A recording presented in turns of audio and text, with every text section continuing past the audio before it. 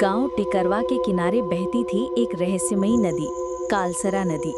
दिन में ये नदी शांत और सुंदर लगती थी, लेकिन रात होते ही इसकी लहरों से अजीब सी फुसफुसाहटें सुनाई देती थी। लोग कहते थे उस नदी में आत्माओं का वास है। गांव के बूढ़े बाबा ने कई बार समझाया, सूरज ढलते ही उस नदी के पास मत जाना।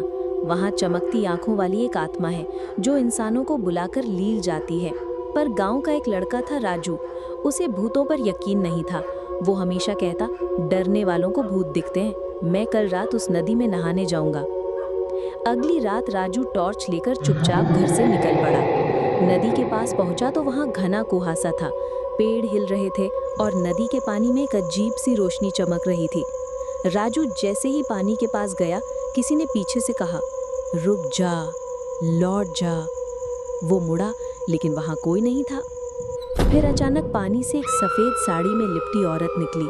उसके बाल गीले थे, आंखें लाल और आवाज में अजीब सी गूंज थी। तूने मना करने के बाद भी यहाँ आने की हिम्मत की। राजू कांपने लगा। उसने भागने की कोशिश की, लेकिन उसके पैर जम गए। आत्मा हवा में उड़कर उसके सामने आ गई। अब तू भी इसी नदी का हिस्सा बनेगा, हमेशा के लिए। तभी राजू की जेब में रखी उसकी माँ की दी हुई ताबीज चमकने लगी। उस ताबीज की रोशनी से आत्मा चीखते हुए पीछे हट गई और नदी में समा गई। राजू गिर पड़ा। सुबह गांव वाले उसे बेहोश हालत में नदी के पास पाए। होश में आने पर वो कांपते हुए बोला, सच में वो आत्मा थी और वो मुझे ले जाना चाहती थी। उस दिन के बाद से राजू कभी उस नदी की ओर नहीं गया और गांव वालों ने वहां चेतावनी का बोर्ड लगा दिया, रात को इस नदी के पास जाना मना है, जानलेवा है। आज भी जब कोई नया उस गांव में आता है तो लोग